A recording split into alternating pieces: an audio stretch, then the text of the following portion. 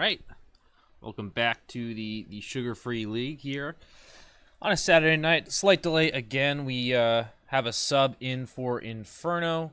McTrump will be playing 80 carry for them. Unfortunately, their usual 80 carry didn't make it.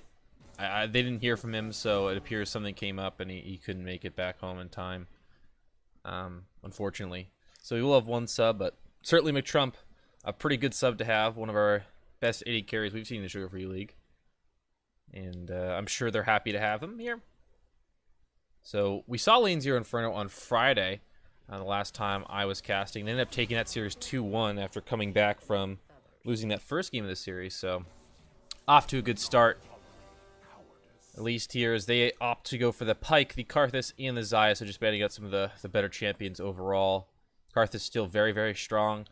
Mostly played in the jungle. Obviously, you can flex him to a soul lane if you need to, but actually, you can even play him 80 carry. I know that was a thing for a little bit. But yeah, he's pretty flexible in where he wants to go, and he's just super powerful. I mean, he just presses R later on in the game when he has a bunch of items, and that's what makes him good. And Pike, you know, what can I say about that champion? Very good still. Very squishy, but has the power to change games there. The Aatrox, the Sivir, and the Darius on the other side for Recon 5. First pick, Nautilus, going to be followed up with the Lux here. So usually Nautilus is played in the support role nowadays. The AP version has sort of gone away, but Lux has become a very, very popular support recently. Because of the Aftershock rune being super OP, it's what makes Nautilus really good. It's what makes Lux really good, because it's pretty easy to hit the light binding, especially if you're being engaged on by the Nautilus. As soon as you come out of that first CC, that stun, you just pop the binding, and it's pretty much impossible to miss that thing. So you get the Aftershock proc, and it makes it really hard to all-in you as the Lux, so your mobility concerns aren't really too big of an issue. You can pair that up with the Ezreal as well, so it's going to be hard to find an engage here if you are this Nautilus in the bot lane.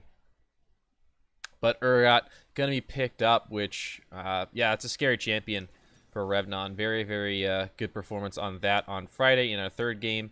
The only game we saw, he actually just popped off on that thing. Got a pentakill, which they didn't end the game directly after the pentakill, but it basically opened up to an Ibs, and they ended the game shortly after. So it was basically a game-winning play for them. And he had the most kills in the game at the end of that thing. Did the most damage. It was pretty insane performance out of that one. And it's not even like the busted iterations of Urgot we've seen here, but Alive going to go for that Sejuani to round things out, and Olaf on the other side for Narcolos, which makes a lot of sense. One of the best counter picks, you know, into Sejuani. And kind of going to punish her early game, and then with his ultimate ability, the Ragnarok, you can, you know, dodge it all under CC late. So you obviously get outscaled, but you could still be useful in the mid game, absorb her engage, and do some crazy stuff with that.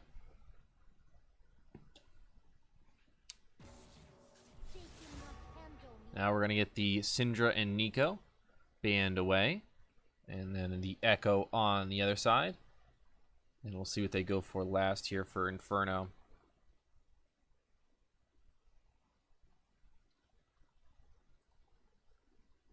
So it looks to be mostly mid lane focus here on the second ban phase. We still have mid laners for both sides, but we also have the top laner and 80 carry. So 80 carry for Inferno and top laner for Crimson. And right there, their top laner is going to be the Gnar there after the Silas ban.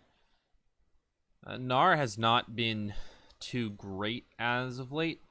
At least not what his usual form is, because Gnar is usually so pivotal in the meta. He's just such a common champion to be played because of his, especially in the higher levels of play, because of his you know, flexibility just, you know, naturally as the champion, but also the big impact he can have in team fights with the Gnar ultimates are huge.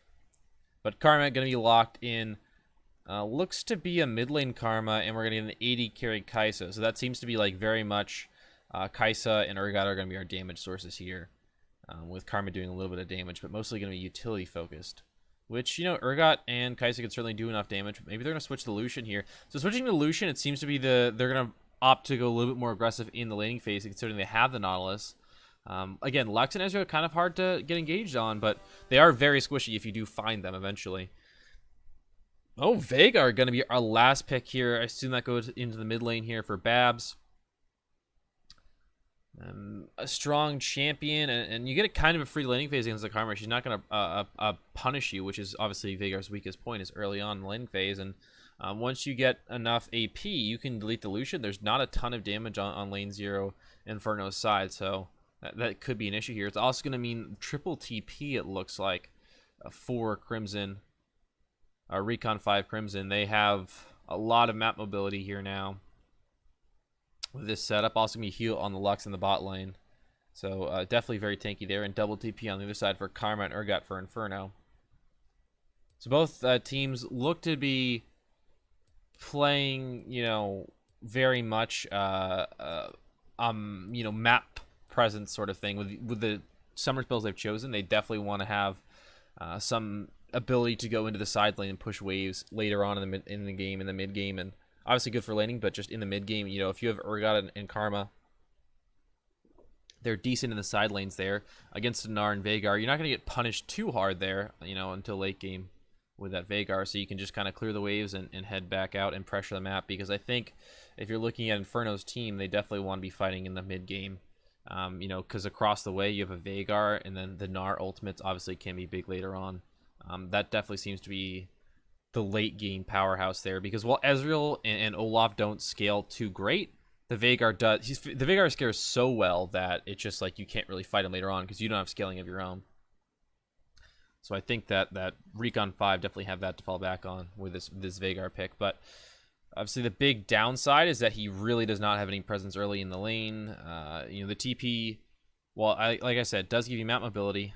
It's kind of necessary to get through the laning phase. You're going to have a defensive summer spell or something to get back to lane with, just because he is that weak in lane there.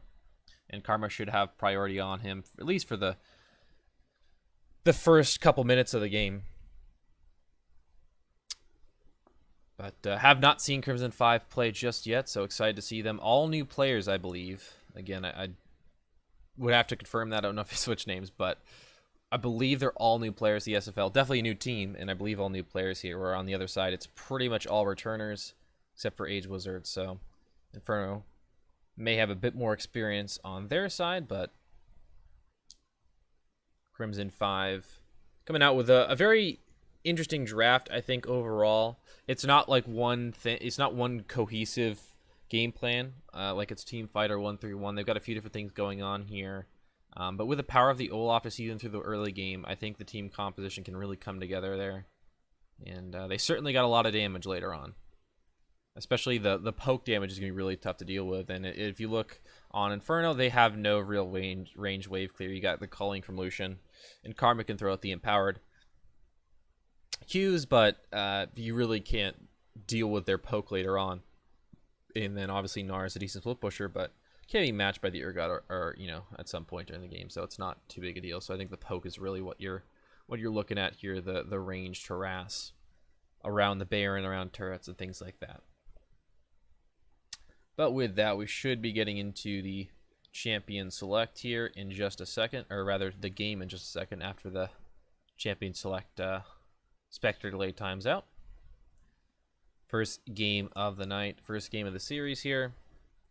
Lane 0 Inferno will be on that left side, the loose side, Recon 5 on the right side, the red side here. Which I don't think is too impactful in terms of map layout this game. You don't have any champions that really need safety like a Gangplank or any other big top laners there, so I don't think the map layout is too crazy.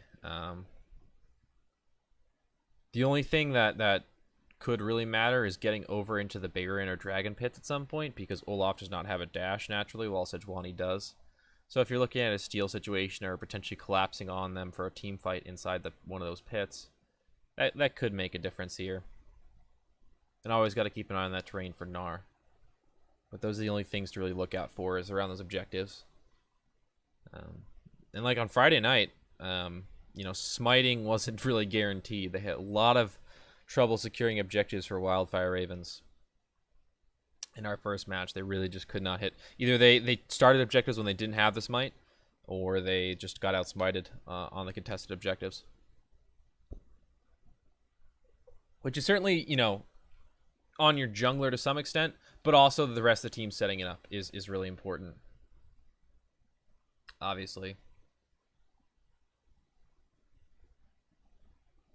You got to have everyone on the same page ready to go around those objectives to burst it down or to stop DPSing it so the enemy team can't steal it away. Gonna get everything set up here. And then we should be good to go. As everyone's getting ready to load in.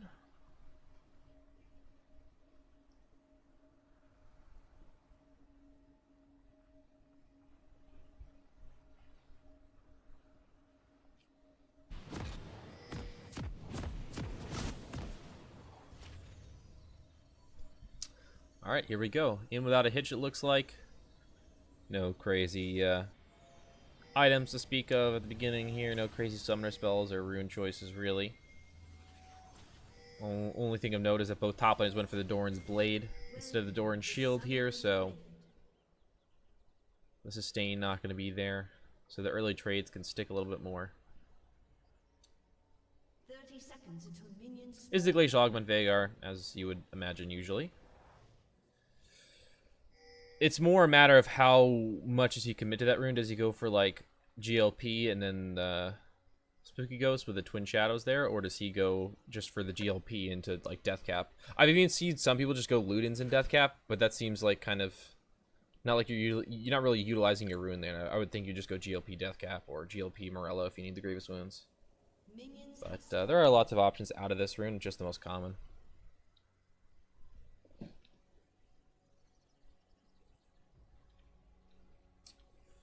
Alright, with that looks like nothing gonna happen level 1. We're gonna start in our own jungles with no funny business. Alive gonna be on that red buff with the bottom lane leash here, and it looks like Olaf gonna be on the wolves here and gonna go leashless. So it's gonna give his bottom lane a little bit of an advantage in lane, especially considering their double range versus 80 carry and a melee champion.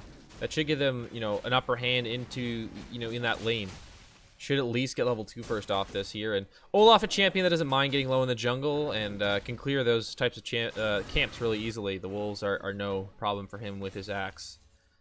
Just, being able to hit multiple things, doing all sorts of damage, and yeah, just a really good champion at clearing the jungle.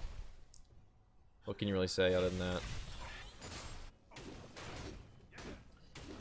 As you can see there, the crazy attack speed he gets. Gonna pick up that blue buff, and it looks like Olaf just kind of gonna do a full clear and then go back. Based on his health and mana situation, if he tries to gank out of this, I feel like it won't go very well. So I'd imagine it's just gonna be full clear and then back here. So Age Wizard looks for the hook. Probably not the greatest time because the enemy bot lane was just about to get level 2, so probably a good thing he hit the minion instead of going in off that. A few blue pings going down onto the blue buff. Maybe fearing the Olaf is over there, but the Sejuani really hasn't set up herself to try and punish the counter jungle at this point in time. So it'd be I think it'd be a little bit silly for her to try and walk into the enemy jungle here with blind and just like realize everything's gone.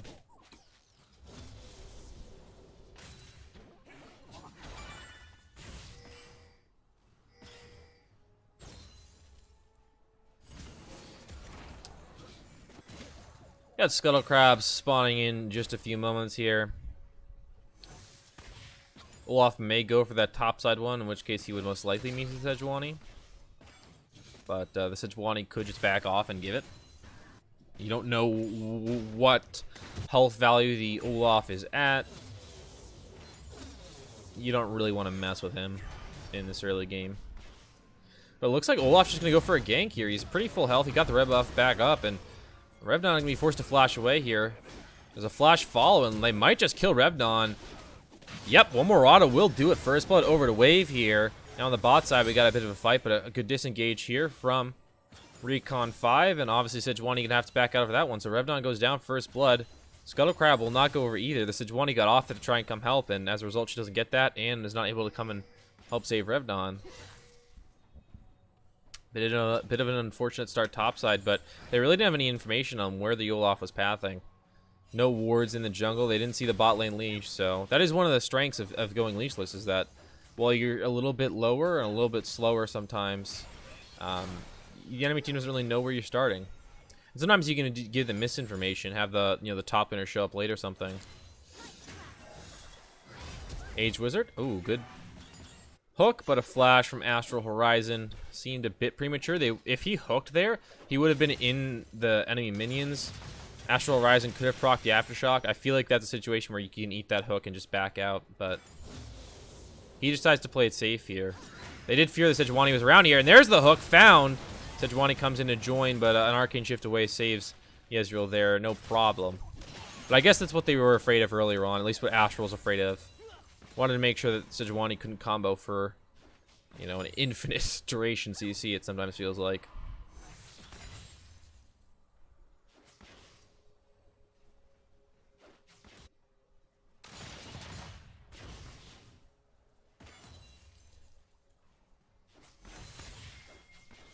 Gonna be an Ocean Dragon first here.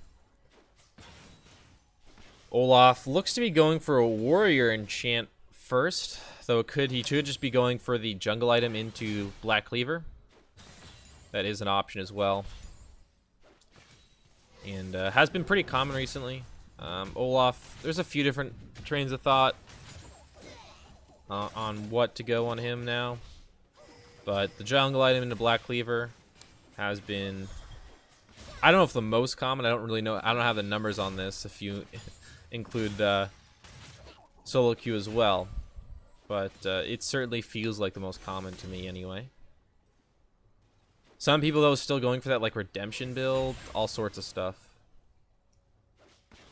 Olaf can be good with whatever you build him, just because of his base damages and stuff, but certainly I'm no jungle expert to really tell you what the best thing is. And sometimes with champions like this, it's just sort of like opinion, what you feel is best or what works best with the composition specifically. And here I think playing a more supportive Olaf may be a good route, because you don't really need to be a large damage presence. You're kind of picked for the early game here. I think it's just a matter of being supportive and being tanky for your team, as opposed to other games where you draft a few more tanks or utility mid. Like if the Olaf was on the other side, I think you might opt for a little bit more damage, because you have a Karma in the mid lane, you have a Nautilus support. There's not really damage from there. Whereas on your team, you have a Veigar and a Lux, which are much more damage focused. But Olaf can be on that Ocean Drake, already halfway down. I mean, it's unlikely Sejuani is going to come over here and stop this. And yeah, he's just going to solo that one, get out of there here. Sejuani is significantly behind in terms of camps clear, but that's to be expected. The Olaf just clears faster, and neither jungler has really spent a lot of times around the lane. Obviously, one gank has happened that resulted in their first blood, but they both spent pretty much an equal amount of time around top lane, because Alive tried to respond to that. And then after that and before that, they just weren't even looking at lanes. Blue buff going to be handed over here to Babs. Young Adrian will get his blue buff much later, if at all. I don't know if they'll hand it off, but if he does, it'll be a lot later here. Quick pings out. They know where the Sejuani is right now. But in the top side, Revnon and Wave going at it.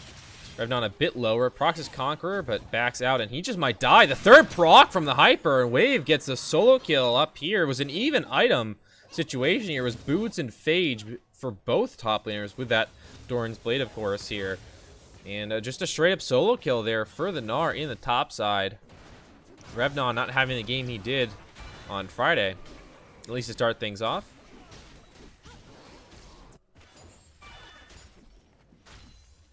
And if you have a significant advantage in this top side, if you have one of these champions significantly ahead that can pressure the side lane, that can change the entire complexion of this game, because then you can start running a 4-1 here and actually get advantages, because neither mid laner can really respond to these top laners once they get going. Obviously, they can go wave clear, but they can't really 1v1 them. So if it's a long lane, you have to be very careful. So, this Gnar could change the way this game really plays out.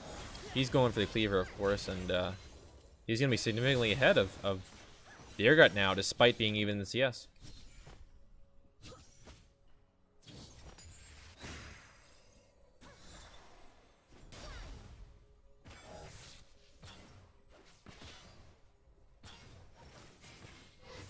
Speaking of CS leads, there's a slight one in the mid lane, about a wave or so, and then in the bot lane, a significant one here, over 25. McTrump and A's Wizard doing a good job. And speaking of them, they're all inning here onto Astral Horizon, who is flash available, but there's no way he's getting out of this one. McTrump will throw down the culling as well. A little prompt the Ezreal to shift away here, but now we got to fight over the blue buff. A 3v3 in the top side while bot lane is still fighting here. McTrump giving chase as Age Wizard finds the hook after the root from the auto attack. Very nice. A double kill. Well, a delayed double kill here for McTrump. In the bot side, all set up by Age Wizards. Fantastic engage, finding two really good hooks there. The second one wasn't very difficult, but the way he set it up with his auto attack first guaranteed it, and a very nice job by that bot lane with the sub coming in. Inferno looking to be in a good spot there. Obviously, the top lane still behind, and mid lane slightly behind here as the CS lead has been basically negated after the invade happened. But, you know, we'll see which ends up being more important, this bot lane or the top lane. Obviously, Lucian can take over games in the mid game here, and already got that play of the Rune King. Oh, the steal! Oh, Alive just barely gets the Scuttle Crab there. Thought he might lose it. Gnar is going to go ultimate. He's just going to go big soon enough, but young Adrian coming for the gank in from the mid lane here. Gnar ultimate used to buy a little bit of room here, but there's the Fear Beyond Death, and Revnon will pick up a shutdown in his first kill of the game, getting a bit of revenge. But because of that roam from the mid laner, this will mean Alive is going to lose some of his jungle here, loses out on those Raptors. So he'll go even further behind in CS here, but I think worth to get the top laner back in the game and make a kill happen there. Raptors for a kill, I take that every time. Especially when it's a Sejuani in the jungle here versus an Olaf. The Olaf has to make some, has to make something happen here. They have to do something with that pick, whereas Sejuani is not in that same situation. Just doesn't have the same obligation.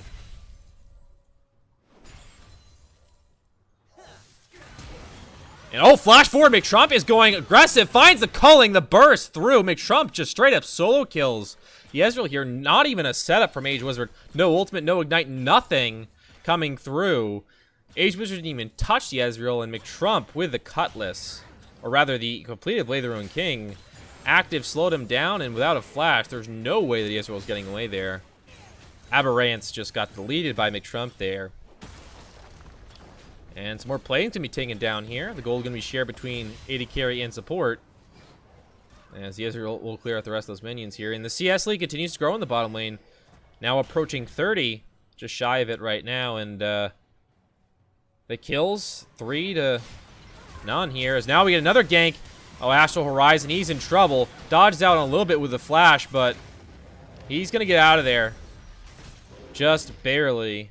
The Aftershock proc was huge to save him from that burst damage, and the good flash as well meant he wasn't locked up by that ultimate. But now a dive in the top side is possible. Revnon walks in the bush looking for a ward maybe. Now Revnon is in trouble here. The Ragnarok is popped, but he's taking a lot of damage. The stopwatch is going to save him from one turret shot. Hopping in his wave onto Revnon. Narclass is going to go down. Revnon the heal! Revnon the outplay! Double kill Revnon! Oh my goodness. The outplay. He's right back in it now. 3-2. Versus 2-2 there in the top lane. Revnon is having a game after a really rough start there. What an outplay. Didn't even use the Fear Beyond Death there. The healing from Conqueror and Triumph, I believe, just saved his life. And the shotgun he's blasted through the opponent. And in the meantime, Dragon has also taken in a blue buff steal coming through for Alive, assuming he secures this one. He will, just barely. Astral Horizon's maybe looking for a quick steal, but wasn't quite fast enough. What a play that was for Revnon. Back to his form that he was on, in Friday night. Like, that was a really spectacular play here. And young Adrian maybe looking to get aggressive here in the mid lane. But, oh my goodness, the burst and Babs with the solo kill. Young Adrian used that shield aggressively to try and walk up to Babs there and maybe get some damage down. But no one was around, and Babs was just like, all right, I'll just press my buttons and kill you. And when all those skill shots hit, the damage comes through for the Veigar, and down goes young Adrian. CS lead continuing to grow in the mid lane. Excuse me. While the same can be said for the bot lane, except on the opposite side for McTrump and Inferno. Luna's Echo completed, as long with Hextech PvP in the mid lane. Now we get a fight around this Rift Herald. TP coming in. Young Adrian will be joining the fight soon as Revnon makes them back off the Rift Herald here. So Revnon allowing Inferno to maybe contest his objective. Ezreal comes through! True Shot Barrage finds young Adrian once again. TP's back to his second death of the game. Now Wave. He's going to try and make a play, but he's going to have to flash out. Fear Beyond Death comes through. McTrump gets the Rift Herald. Revnon the kill. And now Olaf, he's going to die to Age Wizard. It looks like the Ignite, or maybe the Ultimate picked it up there. Yeah, the Ignite's still off cooldown, so the Ultimate came through. Now Age Wizard looking for another hook. The Dredge Line, not going to find it. He's just going to back off and clear the minions while the Rift Herald is summoned, which is a little bit in the wrong direction there. McTrump making the Rift Herald walk. Here's Age Wizard going to take a burst. Or a chunk, rather, from Astral. But now the Rift Herald is going to charge through. Oh, no. Alive! Going to flash away after the cage found him. Babs connected for quite a bit of damage. Mid lane turret will still stand, and they didn't get any plates from it as those have already expired. Oh, Age Wizard! Great hook. Will save him from Babs' flash forward, looking for the cage stun. Very, very nice. Didn't even have to use the flash of his own. So, overall, the play looks really good for Inferno. They find a couple kills, lose a few flashes, but I think that's okay there. Even though they don't get the turret off the Rift Herald, I think that's still a very nice play for them. Very positive one here, as the CS difference is 20 in the mid lane and about 30 in the bot lane, while top lane basically even, just a wave or two. McTrump, a wave's got to be careful. McTrump can probably just kill him. He's going to go for Cleaver second. I've seen a lot of people opting for Essence Reaver and going straight into crit after the Blade of the Rune King instead of going for the old Black Cleaver build, but it's such a strong 2-item spike. While it does set you behind in the long game, I think the power it gives you in the mid game, if you capitalize on it, is pretty incredible.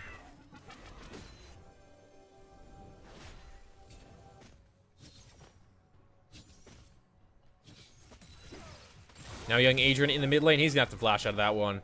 Another cage prompt set from him after the axe slow from Narcolis. Babs and Narcolis have been pretty good combining this game here.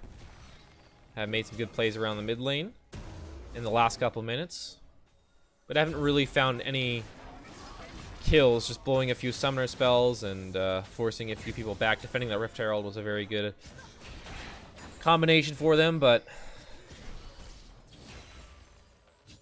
they definitely need to find more if they can stop Inferno from breaking open this game. The good news right now, if you are Babs and, you know, Crimson 5, or the Recon 5 Crimson, all turrets are still up. First turret is still on the table, which means that that gold has not been capitalized on for Inferno, and they don't really have the map pressure yet. Like, it's pretty even because no one has actually taken a turret. Revnon has found Wave after camping that brush. Fear Beyond Death is off cooldown. Revnon there. Okay, he doesn't even need it. He's just gonna kill him straight up with the shotgun legs. Now the Ezreal Aberrance. Oh my goodness, so much damage. The hook is gonna miss. McTrump gonna throw the culling over the wall, and McTrump will find the kill there. Aberrance uses the flash, but dies regardless. Alive now in a 2v2 with young Adrian joining him. Age Wizard also roaming up, making this an unfair fight. Narcolis, he's gonna go down. The hook lands on a Babs. He does get a kill on young Adrian, but not gonna save him there. A 4-for-1 across the map now, as it looks like Inferno's really taking it to him. Astral Horizon, the only one left alive, and he's trying to 1v on Revnon right now. The Fear Beyond Death is gonna miss after a good flash from Astral Horizon. Revnon's gonna flash to stay safe here. Good dodge of the Dark Binding, may just save his life. The slows are coming through. Wave. Oh, the boomerang misses. Revnon with the happy feet. Maybe he will just make it out of here. One more hop away. Oh my goodness, Revnon, the moves he's putting on here, fantastic stuff, and he will survive. So a flash trade overall, I'll take that every day. As another Mountain Drake will be picked up in the meantime. Revnon, every time he's been pressured in the top side, there's been an immediate capitalization on the opposite side of the map to grab a dragon. Alive with good awareness, as well as the rest of the team calling that one out. Making sure to go help Alive to take that dragon. Some big shutdowns though, 500 gold on Revnon, 550 gold on McTrump.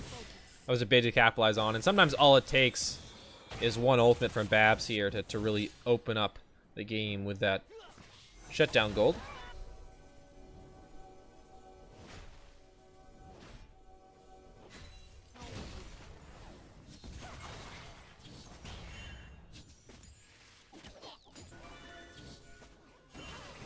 Now young Adrian once again in a similar situation, but this time he will get away without having to use that flash. There's no cages put down. Scuttle will go over.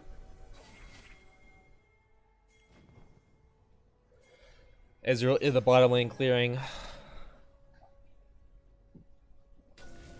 Got the Gnar in the top side and Veigar in the mid lane here. All the outer turrets have been taken down, so now map control has been fully ceded over towards Inferno. They really own the map right now and are trying to get inroads into the enemy jungle here with a few wards placed down here and there. But Crimson 5 are holding on okay for now.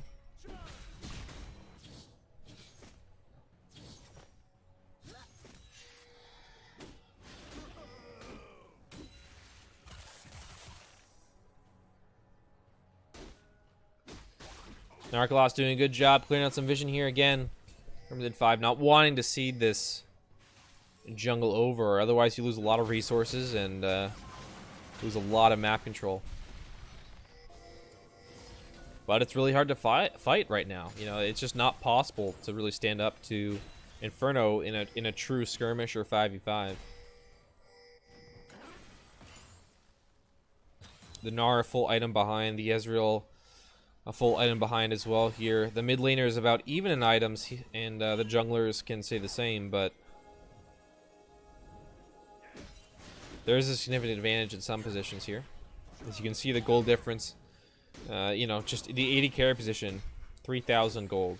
Well, 2,500. As the play is on Narcolos, McTrump gonna throw out the culling. Astral Eisen will go down, and oh my goodness, Narcolos, the jungler, will fall as well. He went for that warrior into Black Cleaver, and now he is dead. 4 deaths for him. He's just not very tanky at all. That will prompt the Baron start, and with double Mountain alongside a Blade of the Ruined King, this should fall rather rapidly. A few Mystic shots are thrown out, but it seems unlikely this will be stolen away. Alive has Smite available. The Veigar damage, oh my goodness, it went down to 470 before Alive did Smite, but they find it in the end. The secure is there. Not to worry. 21 minutes in. Manamune has still not been completed, but it should be in the next few, in the next minute or so. Just a couple more stacks left on that one.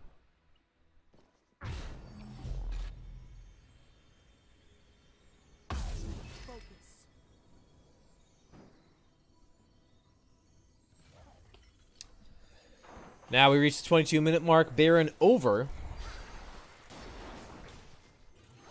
to Inferno here. Mirror Mana is completed, so the Ezreal truly on 2 items. But it looks like Lucian going for Spear of Shojin, so McTrump not going for a crit build at all.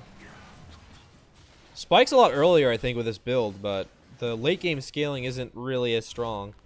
So they're definitely looking to end it on, you know, the strength of this Baron and subsequent pushes.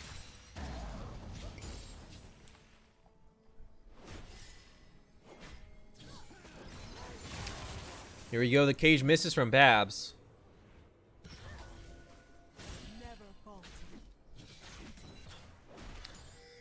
And now vision will be cleared out. Revnon moving his lineup. As well as the bot side, the main force for Inferno does a good job of securing their place as well. Karma pushing mid lane. A dragon will be spawning in a few moments. As we get a little bit of a chunk out on Age Wizard, it will be a 3rd mountain dragon. Which could be pretty big, honestly. Already so much power and objective taking for Inferno. And they're going to send the 80 carry McTrump and the jungler Alive to go take that one as 2 members, while the rest of the team continues the push here. Looks like this will be the 2nd inner turret dropping in the top side. Revnon securing that one after young Adrian did in the mid lane. So now just the inner turret in the bot lane stands between Inferno and the rest of the base. Revnon, though, he's already up towards that inhibitor turret in the top side, and no one's really wave clearing. No one's standing up to the forces of Inferno. Perhaps they're trying to wait here, just seeding the turrets outside the base, and Recon 5 plan to make a stand at the base itself, which could be a good option for you. You could find a better fight here, but not even making an attempt really at saving those inners.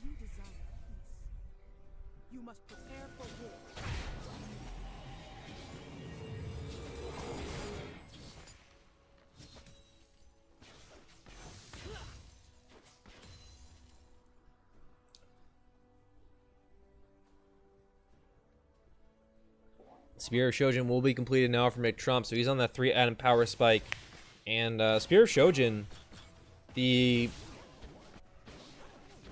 synergy as Evolution is really nice. Like, the downside is you have to, like, use culling early on, which is not really how the play pattern of Evolution normally goes, but just the cooldown reduction, the insane way it works Evolution's kit. And you can use the culling, even if you just, like, cancel it early, just to activate the Spear of the Shojin passive. It can be so valuable. But now Age Wizard in a bit of trouble here. He's going to be forced to use that stopwatch. Colin coming through. Olaf gets chunked out. McTrump, though, is boxed out by this cage here. Age Wizard's taking so much damage. He'll get healed up and survive. They just cannot kill him. He's too tanky. He finds the hook onto Olaf now. Narcla's in trouble. Revnod coming in to join, but already one in favor of Inferno. Age Wizard, he's going through the turret. He's tanking out the inhibitor turret. He's still alive. No one has killed him yet. Alive. Flashes onto Yezreal. Aberrance goes down. Revnod will take the turret on the way back out, and they will get out safely with a 2-for-0 trade. Inferno showing how far ahead they are. McTrump going over the wall. He's looking for something, but the rest of the team is on the inhibitor turret. Binding finds one in Revnon. The cage finds Age Wizard. He will go down. A shutdown for Babs. Alive will kill the last tick on that turret. Wave trying to clear out some minions here. Alive will have to wait and heal up as McTrump going to dodge on that binding as well as the cage from Babs. Now they move on to the mid lane here.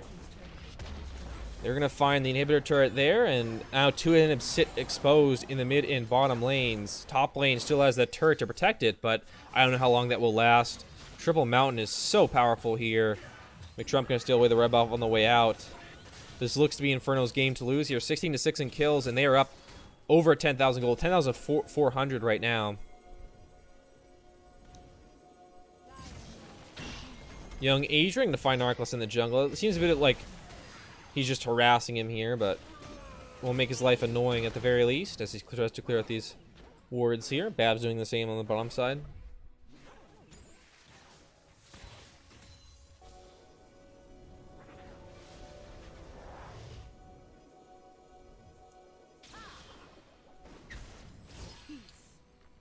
And now we will reset, it looks like.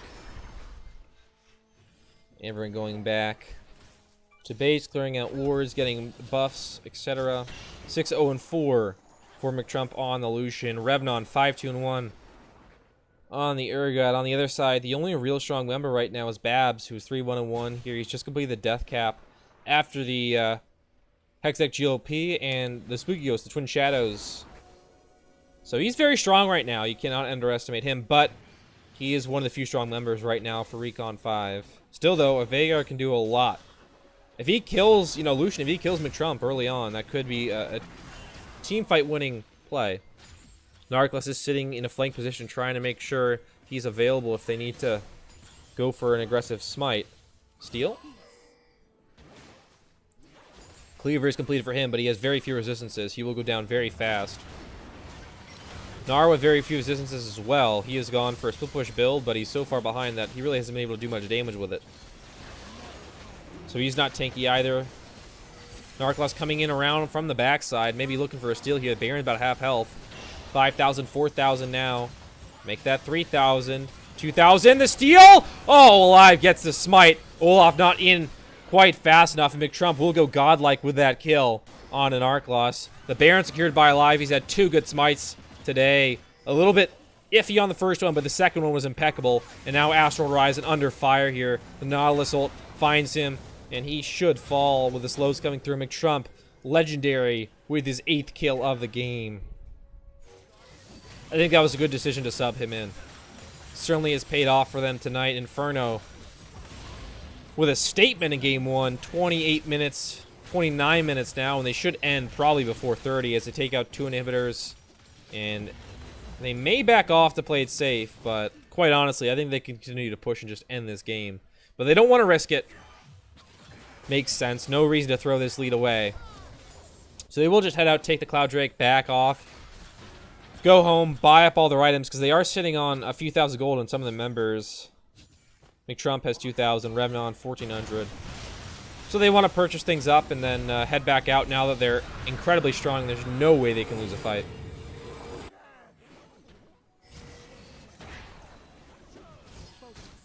Oh, in the side lane, though, young Adrian has to be careful. Good sidestep of the axe. We'll find the root That will prompt the Ragnarok, but Narcolos, I don't think is going to be able to chase him down. Young Asian with too many speed ups now. Narcolos going to try to secure the Krugs, but Young Adrian going to steal a few away. That's a bad feeling as a jungler. Oh, 6-2 right now on this Olaf. He went for the Warrior Cleaver build, which really necessitates that you are ahead early on. Otherwise, you are too squishy to really fight. And unfortunately, his team, through a few plays in the mid game, just could not stand up to Inferno.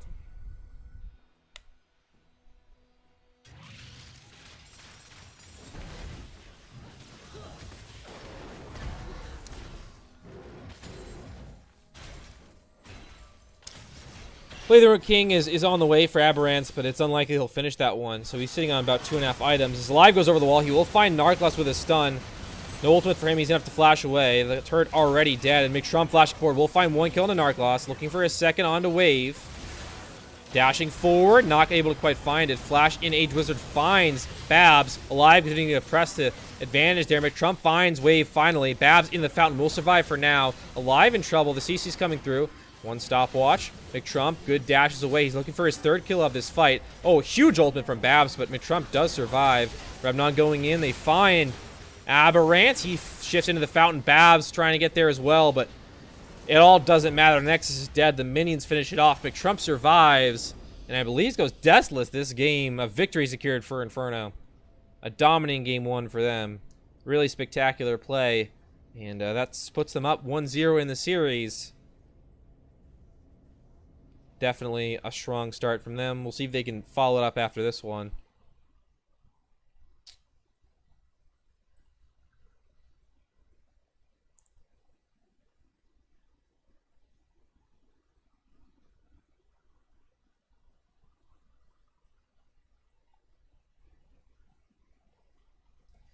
Okay.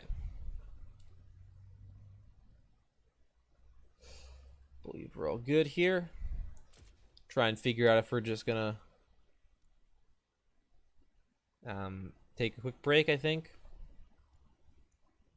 Yeah, I think we're gonna take a quick break, so we're not gonna hop right into game 2. There's gonna be a little intermission, so stick around, and we'll be back in just a few minutes here for game 2 of Lane 0 Inferno versus Recon 5 Crimson. Lane 0 Inferno currently up 1-0 over Recon 5. Should be a good game too, though. It was close for the first few minutes. In fact, Rebnon died twice early on, but a botched dive in underneath the top lane turret at about 15 minutes, and Rebnon turned the game around, got the double kill, survived, and after that, it was just insane. A game. McTrump also with a huge performance there in the bot lane. Took an advantage early and never looked back, so we'll be back in just a few minutes.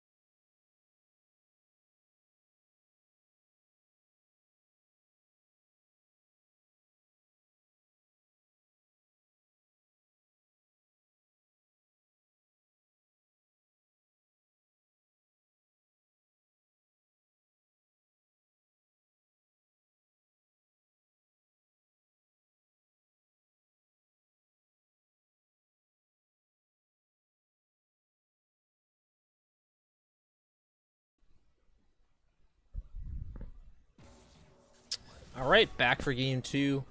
Recon 5 Crimson currently trailing Inferno by 1 game here. Inferno taking the first game pretty dominantly, about 30 minutes. And side switch here. We're going to have Recon 5 Crimson on the left side, that blue side, and Inferno on the right side, the red side.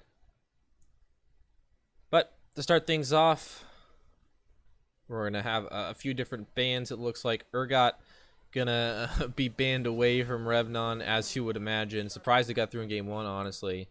And the Darius Olaf for Recon 5. And then we have the Ivern, a little bit of a surprising ban. But I believe it's Fujikawa. I'm going to say this name wrong all night. Fujikawa's a special pick. And then we got the Pike and Zaya, which were banned in game 1 by Inferno. But it's going to be first pick Sejuani here to keep that one away from Alive and secure that one for Recon 5. So we're going to follow it up with a Nautilus here, so locking their bot lane right away, which wasn't their tact in game 1. Lane 0 Inferno went for Nautilus first pick and then secured their AD carry in the second round, I believe. But Braum is going to come in. I think that's a pretty good pick into the Nautilus. Can definitely absorb his engages, and Kaisa going to join it here. She is a little bit susceptible to being hooked and can go down. But Braum, one of the best peeling supports, and can do a good job of keeping her safe.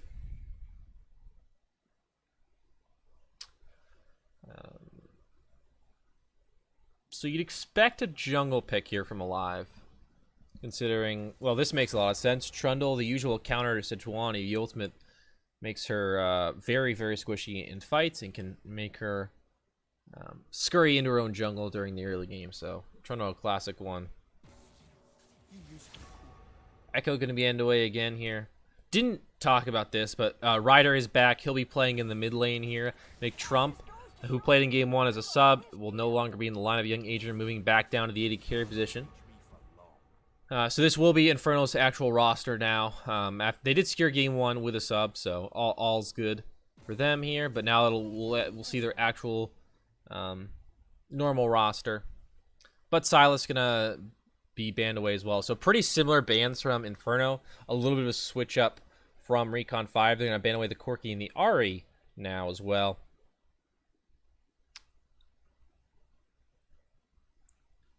Looks to be... I don't know what you want to blind pick first, but the Swain is going to be the option here. Could be flexed to either solo lane, which I think what prompts Inferno to blind pick it here. So Talia could come through. Saw a mid lane Talia on Friday, and looks like it will be another mid lane Talia here, which decent matchup into the Swain here. And Kennen going to round out the composition in the top side, so feels to be very much like a team fighting composition with Talia map pressure. With that Weaver's Wall at level 6 in the early game. So that seems to be a much more clear and concise game plan from Recon 5 as opposed to game 1, which was a little bit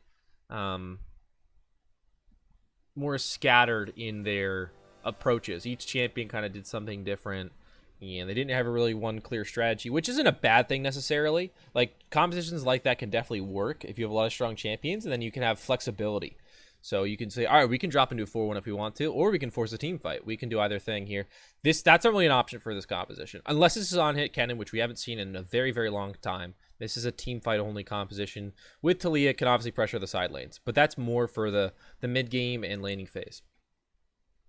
So I'd expect it to be much more team fight, 5v5 focused here this time for Recon 5. But on the other side for Inferno, they are just fine with team fights. They've got a Sivir, they got a Nautilus, Swain, Trundle, and Mundo buffering for a Sivir. I don't know if it gets much better than that, quite honestly, in terms of a front line for your AD carry. And as a Sivir, she can be safe. The problem for her, though, is she's got spell shields, sure, but there's a lot of stuff threatening the Sivir this game. The Kaisa hopping in, the Talia, sure, you spell shield a few things, spell shield a few stones. If Seismic Shove hits you, though, you're in trouble. You spell shield the Seismic Shove, all of a sudden Kennen comes screaming in from a flank position. He's got the ultimate there. The lightning coming down stuns you up, and you go down before he can even blink. Sejuani hits the ultimate on you, or maybe you spell shield that, but then the Seismic Shove comes back into play. There's a lot of things Sivir has to be afraid of now And she doesn't have a Braum or a Tom Kent. She has a Nautilus, which is a good front line. He can peel, but it's not something that's going to block abilities for her. So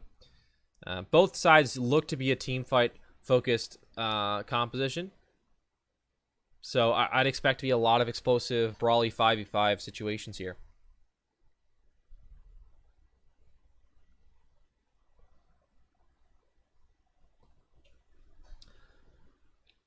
And a few more minutes left on the Spectre delay. Obviously, you can have a flexibility in either side to go side lane. Kennen can be a side lane champion. Trundle can be. Mundo can be if he gets ahead. He's kind of one of those champions that he can just kind of get to a point where he is uncontrollable. He is a stat stick that you cannot deal with, and he just beats you down because you just can't kill him. And he comes in and your cleaver hits you, and it's like, all right, I'm fine. I'm a little slowed up, but it's okay. I'll just kind of keep running away. And then Mundo, like, you can't kill him while you're kiting him, and he just keeps walking at you and killing you over and over again. Or hitting you with cleavers over and over again, killing you. So he can be kind of one of those things, a thorn in your side, really. But yeah, he needs to get there. And Kennen can certainly exploit that in the early game.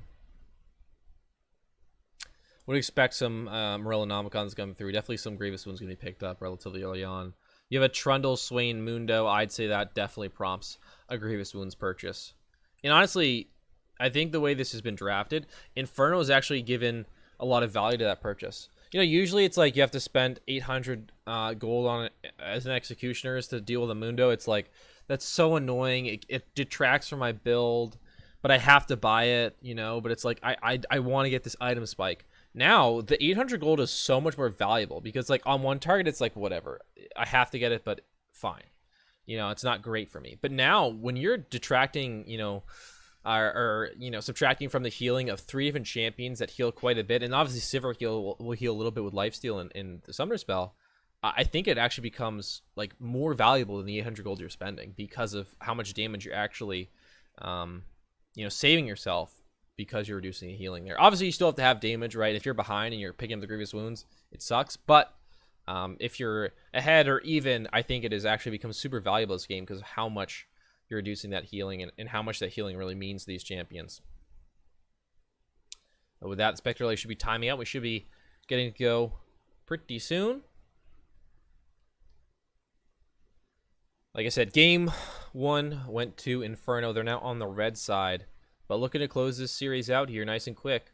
On Friday, they won their best of 3, but they lost the first game and had to win the remaining 2 to come back, pull the reverse sweep, and win that one. So they've been tested here early on, and they look really good tonight. First game, though, was with a sub. McTrump played 80 carry for them in the first game.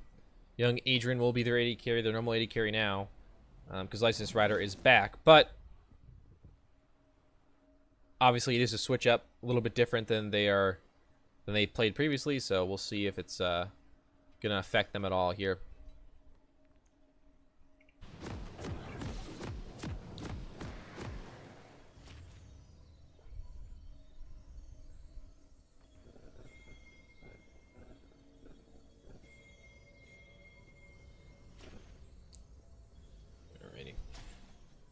And we've got a 5-man stack coming out of Inferno here. They're walking up the bot lane and look to be walking into the Tri-Brush on the other side. Some people use this angle to try and catch the 80 carry or the support that's in this Tri-Brush, but they didn't do it quite at the right angle. And Aberrant smartly walked out just slightly to see if there was someone running up there, and he caught them. Sometimes, though, you can walk along that wall if you go, like, straight up the lane and then turn as you're hitting that wall. You can actually just hug the wall all the way and get to the Tri-Brush before the person can really see you. Not gonna be the case this time, though. Triple Rejuve bead here for Rebnon on the Mundo.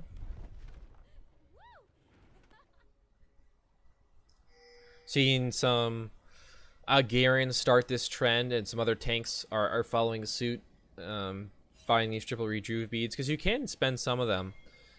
Crystalline Bracer, the 650 health item, you know, builds from it, and that builds into Warmog's Righteous Glory, Redemption, which you're probably not going to buy, but you can buy. and a few other things. But those are the two common items: Righteous Glory and Warmogs for tanks, anyway. Spear Visage, I believe, builds out of it. No, I'm wrong. Spear Visage does not build out of it. I'm kidding. That was a joke. But yeah, Warmogs, Righteous Glory. So it actually has some value. You usually have to sell one or two. But even if you do, they have really good resell value because you're only losing like...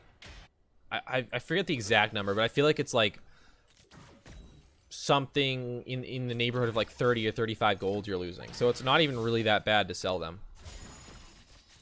You know, compared to like a normal starting item where you lose like 300 gold. It's like really good value. Level 2 advantage gained here for Astral Horizon and Aberrants, but a quick hook away onto the wall from Age Wizard means that he's A-okay. Will not get stunned up by that concussive blows.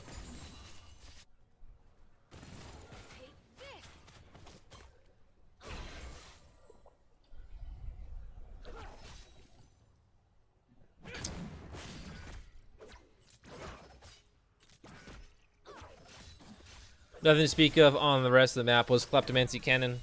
Gunblade has been the most common first item on cannons recently. It gives you the laning power of the AD cannon. Oh, ow. Lysa's Rider gets shoved back by the seismic shove, and now they're in the 1v1. Lysa's Rider is not in the right spot. Alive comes in to help out. But he walked a bit too far forward there and gets punished for it. A flash will be used here, and his jungler's time. But he does survive in the end here. Very nice laning from Babs, who had a good game 1 on the Veigar, but didn't affect the game enough to help out his team to come back from their rough mid-game.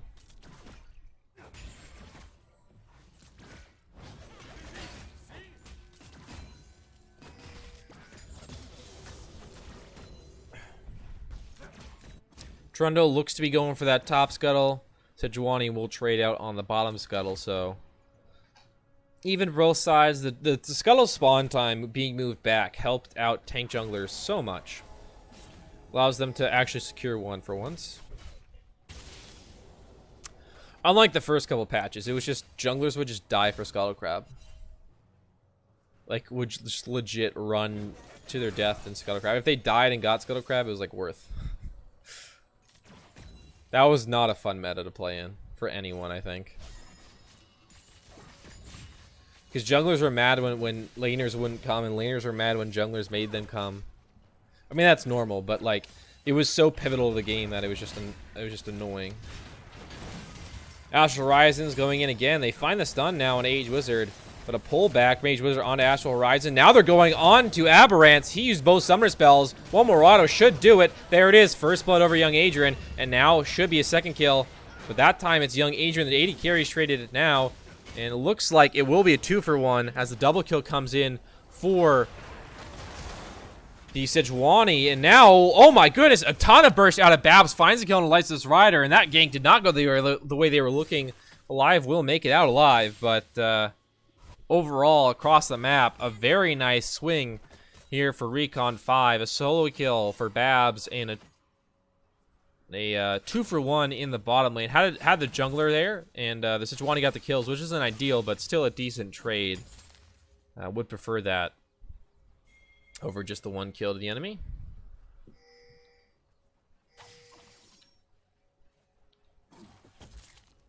And then we move back to our sleepy top lane where Cannon is shoving in the Mundo, but they're just trading a little bit back and forth and CSing. So peaceful compared to the rest of the map. Those hooligans, those heathens, always making trouble. Why can't you just be calm like the top laners are? Tanks are just so peaceful for the first like 20 minutes of the game. They don't do anything. It's fantastic. Now I might have potential gank though in the bot lane. And young Adrian and Age Wizard are out of summoner spells. They have none left. Winter's Bite lands, but Age Wizard is too far away to really make that engage happen. Swain will walk down as well. Lyseless Rider gonna see where the enemy's at there. With the Visions of Empire, I believe that ability is called. We'll see. Yeah, Vision of Empire. Okay. I got a name right. Tiamat purchased for Alive. Sold the potions for that as well, so a big investment. See a lot of Trundles just go for the jungle item when he was meta. Like, really meta, that was kind of the build, but Now we even contest onto this Mountain Dragon. It's a 3v3. We have the mid laners coming down. And blue team will secure the dragon, but in exchange, Sejuani goes down. Fujikawa will fall. I don't think that's a terrible trade, but not exactly how you wanted that to pan out there.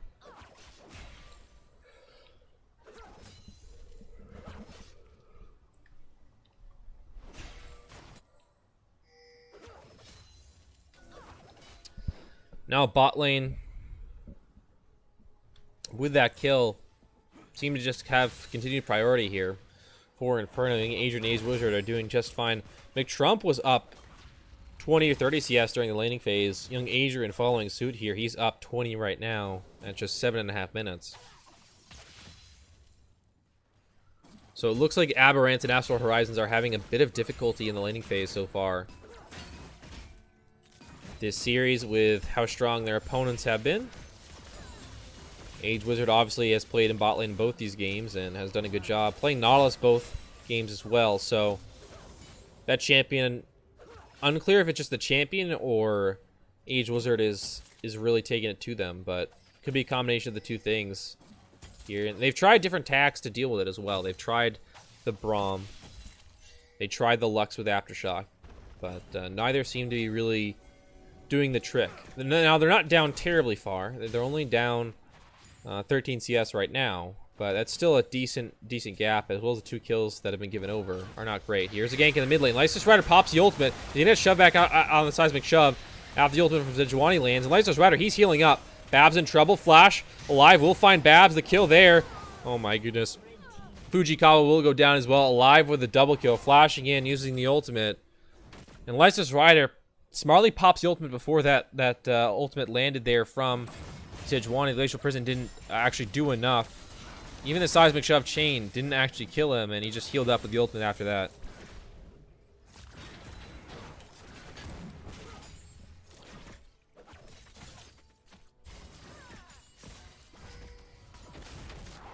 And now Alive will steal away this red buff here, thanks to the bot lane priority as well as obviously the kills in the mid lane. He'll be able to invade safely, take that one away, and Sejuani will come back to find it is gone after placing that control ward. S3 for completed now for Young Adrian. Very nice for him. Will be quite a bit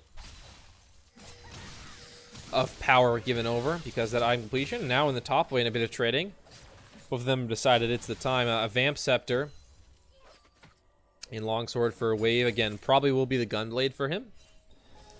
And Rebnon, assume we'll get the Spear of Visage. Could be Adaptive Helm as well. I think both those are decent options. But Spear of Visage on Mundo is so good that I think you probably get Spear of Visage first, then you probably get Adaptive Helm, and then Warmogs. If I was building Mundo, that's how I would do it. And I would get Ninja Tabi. So I would get all MR items, but I would get Ninja Tabi to deal with the auto attack damage. Because while Merc Treads are good, I feel like the Ninja Tabi damage, maybe Merc Treads are good here. I was gonna say maybe Merc Treads or maybe Ninja Tabi are better because there's so much CC that the tenacity isn't gonna matter. Like it gets to a point where there's so much CC, it's like doesn't even matter. But here Fujikawa is in the bot lane. He's found the ultimate. They find the kill on Age Wizard. Young Age will get away here. Age Wizard died with a flash up, but that engage came from so far away, out of vision, and so quickly that they were not able to react to it there. Young Adrian, again, he will get away with both summoner spells intact. But a kill is landed. A third kill over, though, for Fujikawa. The 80 carry did not pick that one up. So Aberrant's still sitting on the 0-1-3 scoreline. He has his mana immune completed. Lysis Rider with a good sidestep here on the seismic shove. Lysis Rider going to pop the ultimate as a gank from Fujikawa comes in. Alive is not here, and down he goes. Fujikawa with a 4th kill. Would be better to probably give over a few of these, but better to get them than not. As Rift Herald will go over Alive with a good smite. We'll take that away. Fujikawa being active finds 2 kills, but Alive gets the Rift Herald. And a pause. We got through a lot of games this weekend without it, but we get our pause here. It was going to happen eventually. Don't worry. And now solo podcast time. This is the kind of stuff I like, you know.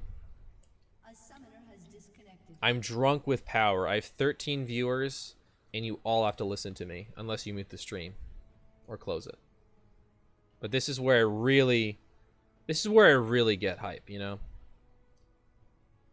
I feel like a god. But an interesting game so far. Only 200 gold separating these teams. The Mountain Dragon has gone over to the Recon 5 side, while Inferno has taken the Rift Herald now and has the gold on some good characters. The 2 kills on your AD carry, very nice, and 2 kills on the Trundle, whereas well, not all 4. There's 5 kills, but 4 of the kills on Fujikawa on this Sejuani, and just the 1 on Babs, which is not really the goal allocation you're looking for. But I'm doing fantastically, Trump. Thank you for asking. I was watching the Women's World Cup today. Very sad. Australia lost in penalty kicks. I was kind of rooting for them. But happy for Norway to advance. You guys probably didn't watch. I have no idea what I'm talking about. But Australia won, or lost today. And Norway won. And then in the morning, I think Germany beat someone that was not very good. And you would expect that. But I've actually been watching a lot of the Women's World Cup. It's been pretty entertaining. They're actually like very good soccer players. Kind of underestimate how good they would be. And I've thoroughly enjoyed watching it. You just sit on the couch in the afternoon and watch the Women's World Cup. Sometimes you take a little nap, you know, with the sun coming in. Very, very, very, very nice. Yeah, I've been good. Haven't played a lot of League of Legends recently because I said I've been watching a lot of other stuff.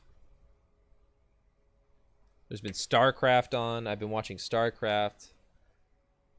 And honestly haven't watched a lot of the LCS because I've been doing these games and other stuff's been going on, but I've had a good day, thank you. I hope you're doing as well as I am.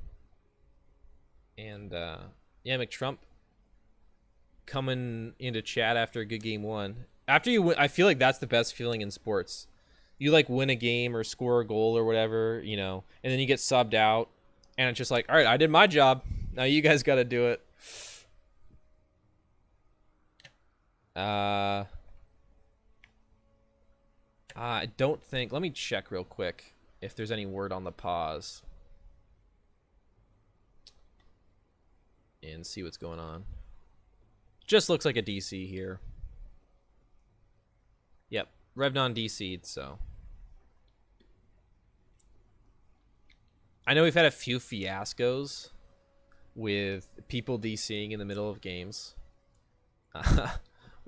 We had one in playoffs last year, or last season rather, and that was quite a time. We had someone running around trying to get to someone else's house to use their internet, and then we had to reschedule the whole thing. Those were the good times. Those are the good times of the SFL. But yeah, just a DC here. Like I said, I feel like this isn't really where the teams get to do what they're meant to do, because we're at 11 minutes. No one's got a completed item yet, really. The 80 carries do. I'm kidding. But no one else does. Like, the tanks aren't ready to go. We aren't waiting. You know, we're waiting until 25 minutes when this show really gets going. And everyone starts bashing on each other. I think... Yeah, no word still on if he's going to reconnect here. I'm honestly not up to date on what the pause time is. I believe the pause time for the SFL got increased recently. So it's like 20 minutes now as opposed to 15 or something. But I don't know exactly that. I can check for you guys if you'd like, but it should be like 15 or 20 minutes pause time, and then you either unpause or forfeit, basically. Pause time per match can increase to 25 minutes, so it's not 15 or 20, it's 25. Or maybe that's only in playoffs. Let me see if there's one for...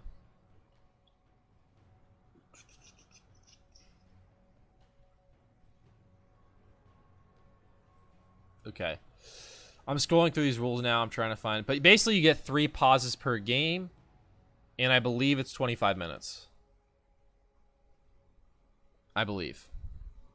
But yeah, I don't know. We'll see if he comes back or not. Obviously, Revnon pretty important. Taking a bit of a different role here. He's going on the full tank Mundo, obviously, versus the Urgot. So this is a bit of a different look for the team here.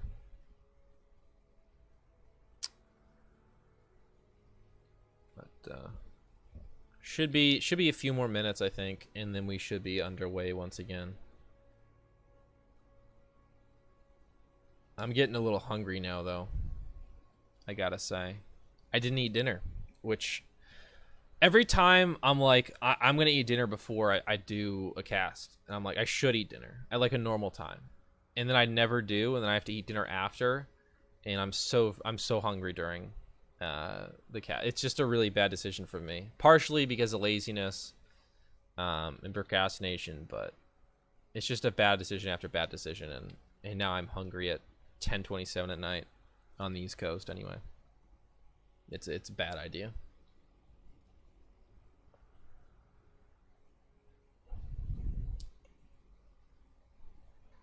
I don't think I have any other.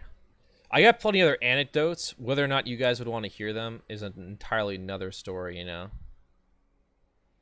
that's the real issue. I can talk about the Women's World Cup for another hour if you guys want. Hold on, let me check. I think there was just an update. No. Babs is just making conversation. Never mind. But yeah, I recently found out that there is an Italian professional ice hockey league, which I did not know until recently. I was like, what a country to have an ice hockey league in. Italy. There's also one in the UK, and obviously all the countries you'd expect it to be, like Sweden, Finland, Germany, all those ones have them, but like there's one in Italy. Like, what a crazy thing to me. Like, and apparently like it's actually like they have fans, like they have people that come to their games and stuff, and it's like decently popular. I was very surprised by that.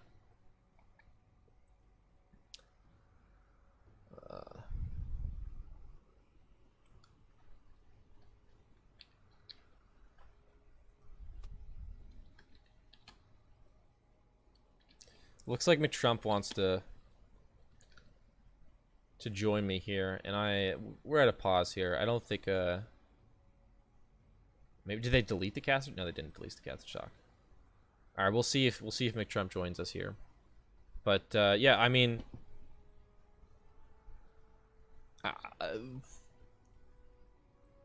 is he here? No, he's not here yet. Yeah, basically, that's all I've been doing. Watching the Women's World Cup, and then I've been watching a lot of League of Legends and StarCraft, so that's all I've really been doing recently. Oh, it's locked. All right, never mind then. I did not even know the caster was track was locked. All right, I'll call McTrump, and we'll probably get him in here that way. All right, we'll see if McTrump joins us. He may in a few moments. Are you there? Can you? Hello? I can hear you. How are you, man? I'm pretty good. I'm dying under the pressure here. I got 11 people watching me, and I'm really cracking. Oh man. Wait, can I spectate you, or can I just spectate a player, and I'll be? It might be locked. There's like I think I there's. can spectate. No, I can spectate Adrian. Oh, okay. Because I was trying to spectate a game on Friday, and I couldn't spectate like through the person. So I think there's a lobby setting where it's like if you check a box, you cannot spectate from friends list or something, or like you have to deliberately really? check it to allow people to do it. I don't know.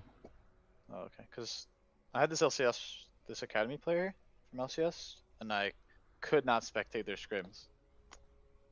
No, it sucked, but Yeah, I think there's a setting within the lobby.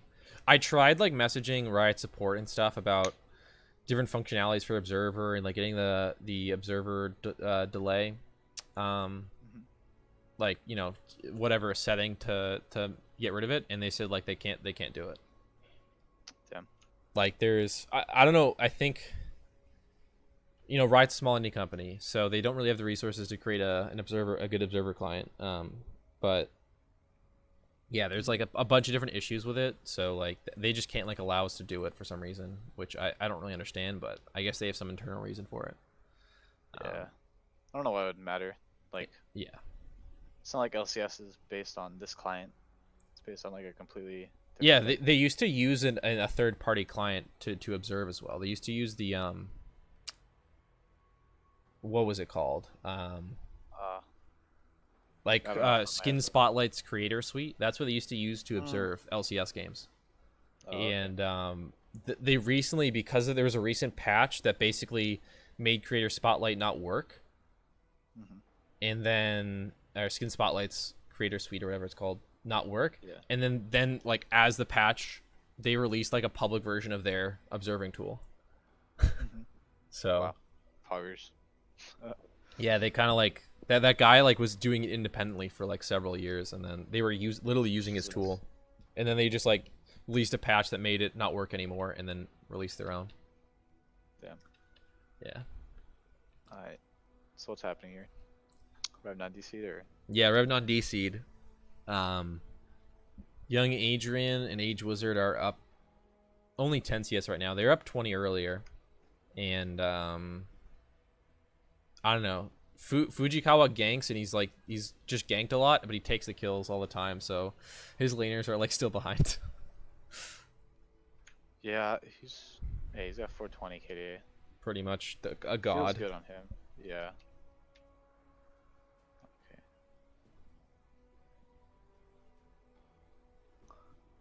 Adrian's up almost a K, 1K gold. Pretty hype. Even though Sedge has 4 kills, Trundle is only 100 gold behind due to he's up like 20 jungle or 20 CS. Yeah, because Fujikawa's just been ganking the entire time, and Alive is farming because he got Tiamat. Yeah, pretty impressive. Babs has done well though. He's been like their best player this series. For sure. Why did everyone just decide to do the Manamune build on Kaisa? It felt like overnight everyone was just like, all right, we are building Manamune now. Like, when did that change? Because it was like a thing, and then everyone decided like at once that we were gonna make it a meta now. I think the reason I made it meta is because what's his face? Viper started doing, or somebody in Korea started doing it. of course. It's always someone in Korea, isn't it? But that wasn't like the main reason. It was always a thing. Like I knew about it before it even existed. The reason they're doing it is because like Rageblade just like just like after all the nerfs, they needed something to give her a little bit more damage, and that just happened to be Manamune. Well, I remember when But I don't know. I don't prefer that. I want to say it was like Deft or someone in an LCS game or LCK game. Maybe I think it was Deft. I don't know, but basically he was playing Varus, and it was during the meta when poke Varus was a thing. Like it was like lethality, lethality Varus, and some I people. saw Doublelift playing that. Yeah, but this was like last season, and he Oh, went for Manamune, which was like a thing people used to do on poke Varus because of his mana problems.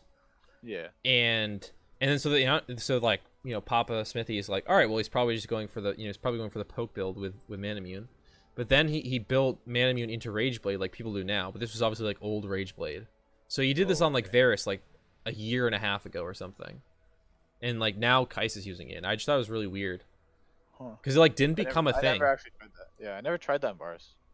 I mean, what's stopping Varus players from doing it now? Actually, the nerfs on Rageblade probably suck. I don't know. Varus doesn't feel very good right now, does he?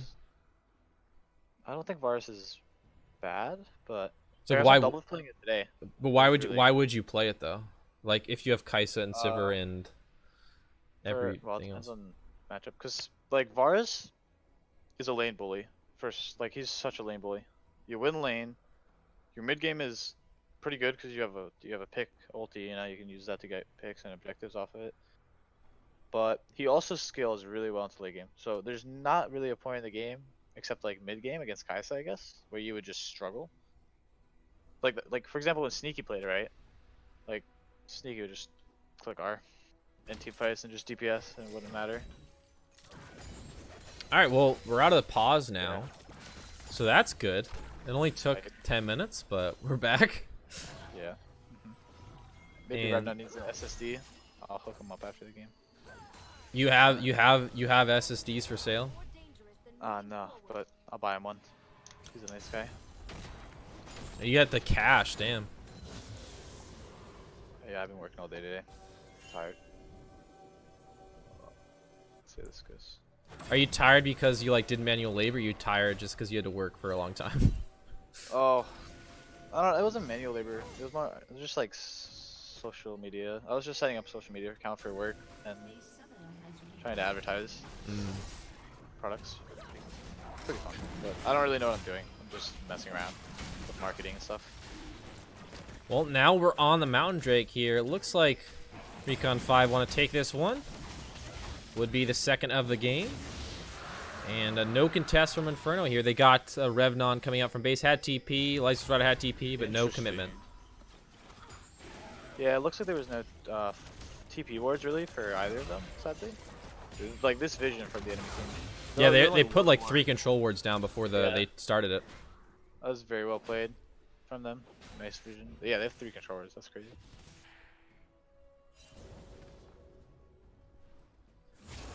Now it looks like we're going to go back to pretty standard setup. No turret's been taken down here, and we're pre-14 minutes of plating still exists, so it's unlikely I think we change lane assignments probably. And, blue buff handing off. Bab's going to pick that one up, and there is control wards here on the enemy blue buff here, so if they want to contest, it's certainly a possibility for Recon 5. Oh, it seems like they're dropping the Rift Herald. This is really good. I'm trying to get the plates before they time out. TP available for Wave, but it's going to be hard to reinforce with anyone else. And there goes the TP. They're going to try and make a fight happen. Yeah, they're doing. Wave coming in. The ultimate drop by Age Wizard. Wave will find the stun, though, and Age Wizard should go down. Alive comes in, but just drops a pillar. Now young Adrian firing back. A TP coming in from Revnon. 4 members strong here from Inferno. Fujikawa finds a stun onto Alive. That will back out. The rest of the team not here. Weaver's wall goes down to try and stop Revnon on young Adrian. Alive. Oh, good seismic shove on a License Rider. He'll pop the ultimate and flash out. Not where you want to be when you use that ultimate on Swain, and fight will diffuse from there.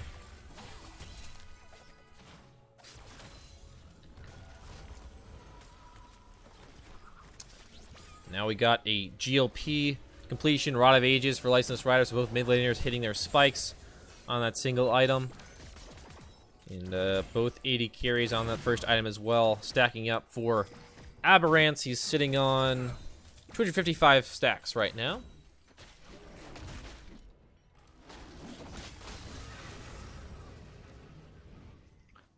Yeah, that was well played by. I like the blue team got double TP first. It was nice. And then like, you know, once Age is dead, the double TP coming out from lane 0 doesn't really do anything. It's kind of pointless. Okay, yeah, didn't have TP wards again. They were pretty far Yeah, back, they're- and Blue team's got this vision lockdown pat, dude. Smurfing. Babs comes in, finds the slow on Age Wizard. The seismic shove will land, but an interesting interaction. Age Wizard still hops through. Now Aberrance goes in, but a good Sonya's will buy some time. He'll go back in with a hook onto Astral Horizon. He goes down, though. Aberrance finds the kill on Age Wizard, and Astral Horizon will walk away despite the ignite. That's pretty unfortunate. Try to get the Braum. Live gets a scuttle here, and we'll take a control ward, but loses his support with the 4th death of the game.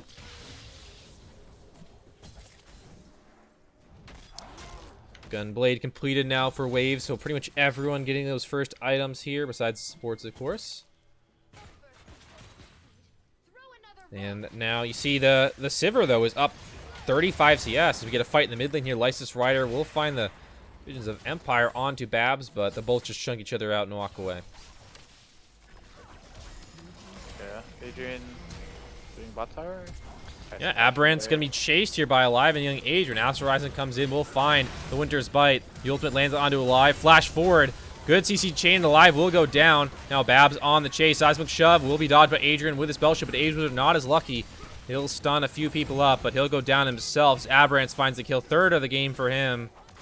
And a 2-for-0 trade there. They get the turret, but lose 2 lives in the process. Inferno, not exactly what they're looking for. 5th death for Age Wizard. feel like Inferno gotta slow down the game. This is really bad for them right now. If it keeps going like this, then it's gonna spiral out of control. Kai'Sa's just gonna... The mid-game power spike is gonna be so good on Kai'Sa. Definitely feels like that. Like, the kills are kind of keeping her in the game. She's down 30 CS, but because of the 3 kills and assists she's gotten, she feels quite strong right now.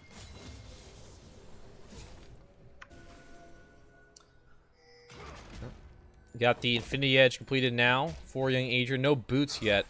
Has those magical boots from the Inspiration Tree.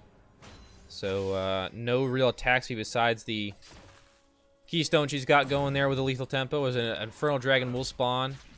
17 minutes in. Vision's very good again for Recon 5. One ward will spot it out, but another control ward comes down outside the pit, and no vision really available for Inferno.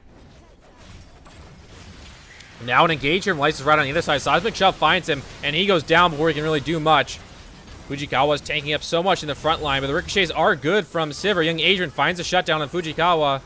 Now Revnon, he's taking up a lot in the front line, but the Grievous Wounds are already there, and he might fall. There it is, Seismic Shove on Age Wizard.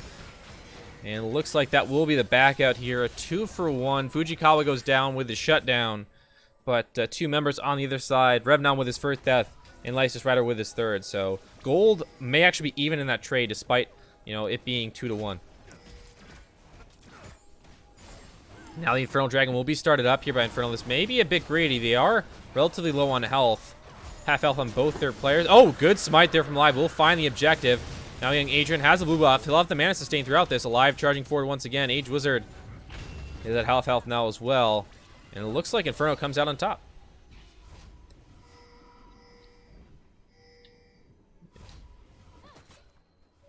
Yeah, that's pretty good for Inferno. They got the Inferno Drake. Just really gotta keep eyes on Kai'Sa. If this guy's good, he should be able to 1v9 pretty soon once he gets Rage Blade. And then the tier upgrade. It's gonna be so OP.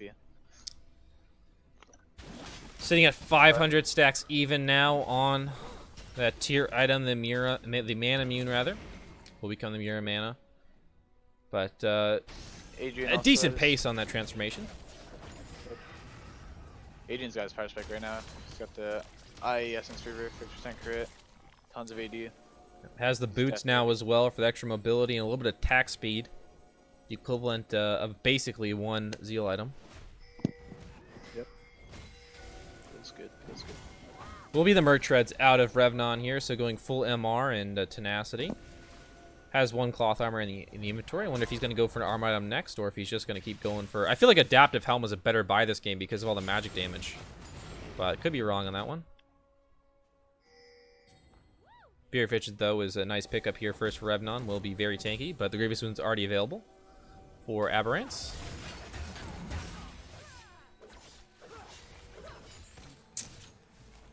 Rod of Age is also not fully stacked yet for Lysis Rider, sitting at 6 right now. I think Adrian's still up quite a bit of CS, but again, the kills have been there. As good hook from Age Wizard onto Babs. He's going to take a lot of damage from the dirt, but makes it out. Guardian doing a good job of keeping him alive from Astral Horizon. And should survive it. Fujikawa. Yes, yeah, crazy. Team will peel him out of there, but now they may have to go back and give a bit of pressure, a potential siege opportunity right now. And a turret may be given up.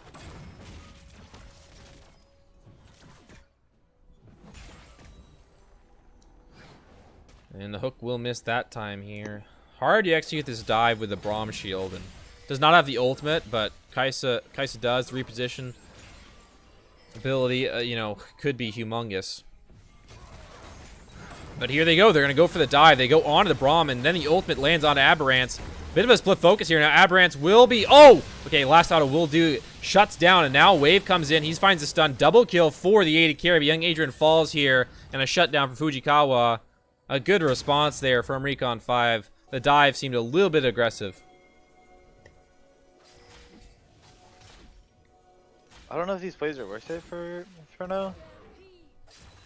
Because I feel like, I don't know, just giving the enemy team any more gold, especially around 20 minutes, is like really bad. But if Adrian's getting these kills, I guess it's fine. Because like, he's constantly out DPSing this Kai'Sa, even though she's 6 and 2. Because of that CS lead, he's got 60 plus CS over that guy. About 59 right now. If we want to be exact about it. I can be an asshole and tell you it's less. But yeah, basically his 6 CS lead is humongous right now. Remnon TPing in. Takes a little bit of damage there from Aberrance. A big cooldown burn there. Still has the smite available alongside the ultimate, but no flash. Big in these types of situations around Baron for the jungler. Alive still retains his, but is actually up a level as well, so that could be big for that smite. Revnon trying to buy some room for his team. Baron now, 8,000? Just got red buff. It should be... She's in mid lane, though. She may not get here in time. The fight gonna break out. License Rider pops the ultimate. Revnon uses his as well. Fujikawa gets pulled back. Fujikawa, the ignite. Revnon finds the last act. Now, young Adrian, though, he's isolated on the backside. No one there to help him. Now, Wave and Astral Horizon are on the opposite side of the fight. There's no damage, though. The Sivir is dead here. Wave is gonna... Oh, huge stuns from Wave, and the rest of the team gonna come clean this one up. They forgot their AD carry, and Inferno get punished, losing all their members, except for the Mundo.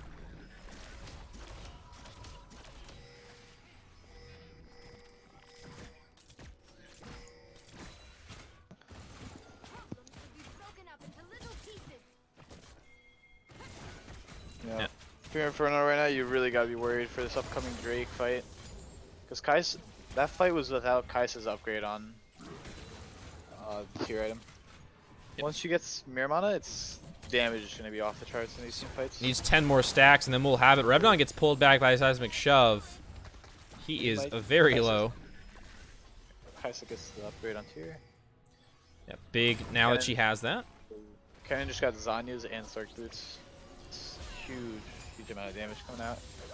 And the defense fight is pretty nice. Yeah, the stasis for Kennen is humongous in the team fights when you go in with that storm around you, coming with a lightning rush. It's just really tough to deal with, especially, you know, the Sivir is all the damage right now. If she's not alive, you are not winning a fight if there's, you know, more than a few members left. And Ocean Dragon will be taking the meantime alive. Gonna grab that one here. As Locket is completed for Age Wizard. But now Young Adrian in trouble. The spell shield, he's gonna go down. Aberrance finds the kill, dashing in for the last auto. Really had the killer instinct there. That should be Baron for... Yep, an immediate call to Baron. No blast cone. Trundle's no way getting in. He has no flash available. With double mountain, this is getting shredded. Plus Kai'Sa. So good. Kai'Sa double mountain. The Baron is dead. That's all you need to know.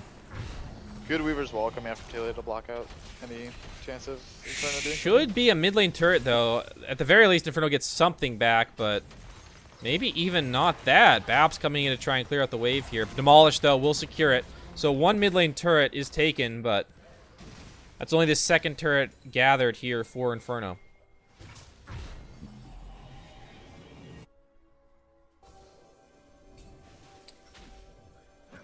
Arrow and mid lane turret is low as well here. The top lane outer down already, and with the Baron, you'd expect many turrets to fall in the coming moments. Red team's turret has 25 minutes in, they've got the Baron for a bit longer here. Alive, gonna be caught in his own jungle. Gonna probably lose these wolves. He's trying to make it happen, but it will reset on him. And he'll have to get out of there before the stun lands.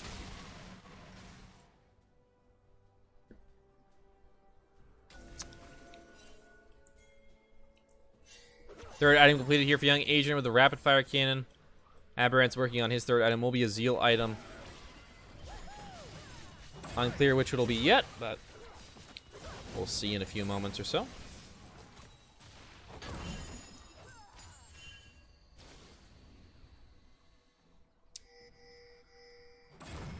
Got Cannon in the bot lane, split pushing right now. Rest of the team for Recon 5 in the mid lane here. And now Babs finds alive with a seismic shove. And he is dead now. License Rider using the ultimate as well, but oh my goodness. The damage coming out. Mid lane and jungle dead already for Inferno. And this looks to be a pretty disastrous mid game for them. The Kai'Sa too strong. The Talia too strong. And this should be the base at least. Cannon continue to work in the bottom lane. In the mid lane, 4-member strong for Recon 5 going at it. Should find the mid lane inhibitor here as Wave and Revnon are fighting. And here comes Talia. Down on Revnon.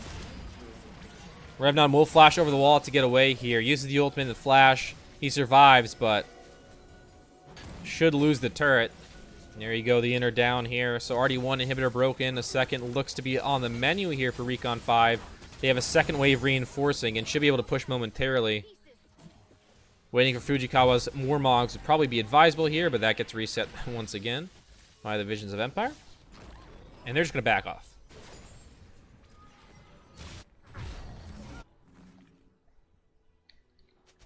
Yeah, I think the call here is just to back off, send your whole team top, and just ARAM and win the game. They're up 7k gold. Feels pretty good for them. Kais is at like the best time in the game right now. If this game goes on a little bit longer too, she'll get IE. And once she gets IE, the damage is gonna be too much for Inferno to take.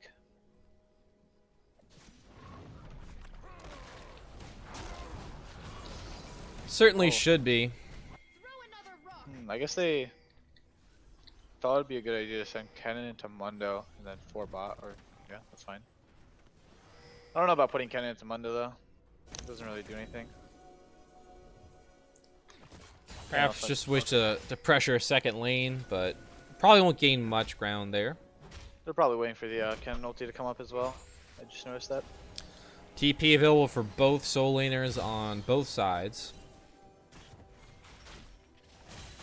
Flash is available for most players here, but both 80 carries have them on cooldown.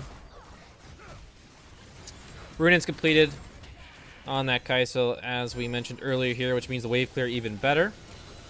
9 kills for the Kai'Sa, 5 for young Adrian on the Sivir. So Aberrance struggled in the first few minutes, but has really come online now. Down almost 80 CS, but doesn't really matter if you keep killing people.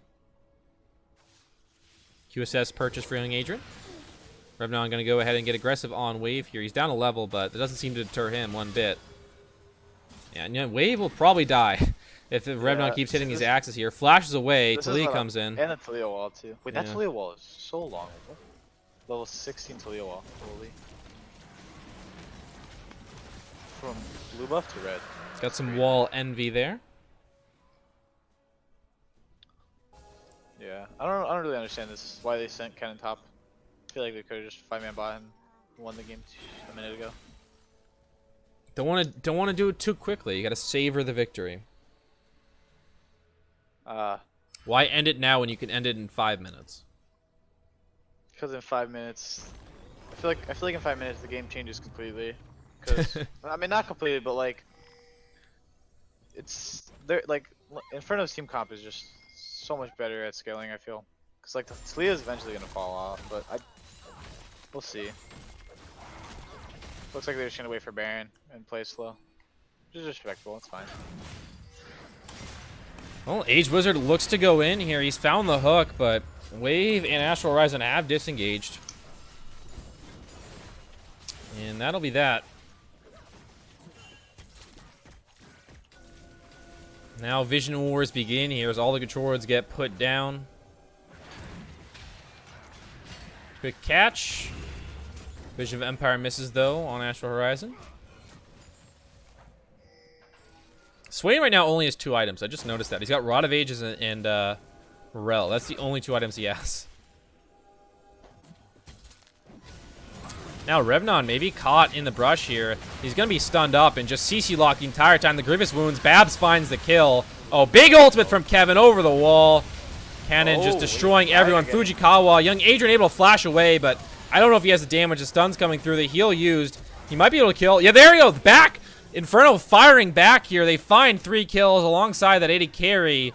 And now it's just Babs and a Wave left on the Cannon. Baron's up. This is really well played from Inferno. It looked to be a big win there for Recon 5. The Cannon ult was humongous, but young Adrian was able to kite it out, and Alive stayed alive just long enough to turn that fight. And now they're onto the Baron here. Talia Wall will spot this one out, but again, only 2 members. Oh, Cannon, no beautiful ultimate. hook. Oh, they find Babs. Good hook by Age Wizard, as you said. And now Ken will have to run away, and that looks to be the Baron, and this is how you get back into it. Maybe you're right, the decisive move could have been going bot lane. This is why you don't wait ever against Sivir. Now this game just got completely flipped. Every single team fight should go like this from this point on. I mean, it's probably gonna go really slow still until their flashes are up, but this is at the point of the game where the game completely flips. Well, yeah, the Infinity Edge completion force Kai'Sa could be big, but that's really your only big hope right now. Only big saving grace, right? Yeah, that'd be the saving grace, but I don't know, cause Mundo, I don't know if she'll be able to kill Mundo running at her with a Sivir ulti plus a Nautilus ulti. See how that goes. He's got a position better, man. Braum can block the Nautilus ulti though, right? Yeah, With his shield, so yeah, sure. It's gonna be nice. Braum is definitely a really good pick against Lane Zero's comp here. He just stops so much of the engage, peels really well. It's a really good pick. well, a little cheese brush being set up here in the right line brush outside of mid lane, but yeah, Inferno's kind of all backing right now. We're getting item spikes and whatnot here, so it seems unlikely this will work out for him.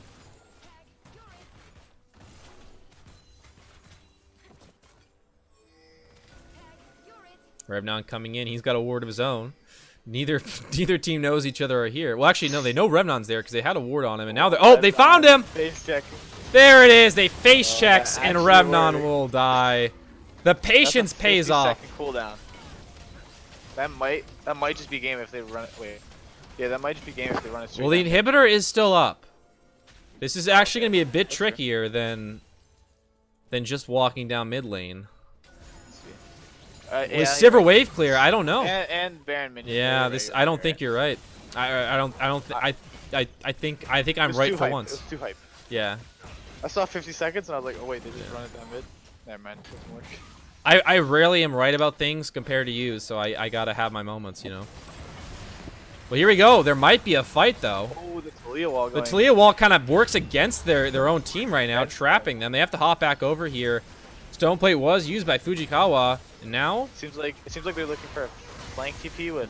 Yeah, Revnon has DP. Cannon ult comes through. Good Huge QSS here. Young Adrian doesn't have anyone to hit, though. The Zoni is for a wave. He's got a second one. Revnon TPing in from the back line. Okay. He'll run forward, and that looks to be a one-team fight here. It's a one-for-one trade, but I think Lane Zero Inferno have the advantage here as Reznon is And charging Drake. down. Mountain Drake's spawning in 5 seconds. What's up? And here, Revnon continuing to go forward. Finds a few cleavers. Good seismic shove. Lysis Rider is low. And He has they get no the Braum ultimate. ult. It's pretty good. So a relatively even fight there. Inferno though has the priority on this objective and should look to take this Mountain Dragon. The saving grace is about to come in. I believe Kai'Sa has IE right now. In this recall. Yep. She's got There IE. you go. That's a big power spike That's here. a huge fire spike right now. Still gonna have to perform really well in these team fights. Has 10 kills right now to Sivir's 7. But the Mundo is starting to get to that unkillable stage here. Even with grievous wounds, you worry whether or not they can actually kill the guy.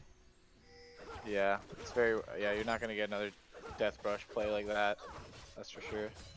And a true, obviously 5v1 you kill him, but the 5v5 is another story. Here, 337 CS on the Sivir to 220 on the Kai'Sa. So the Flame Horizon has been reached. Oh. Past the flame horizon now, dude. Yeah. I was a little late on that call. Swain 1 and 5 right now.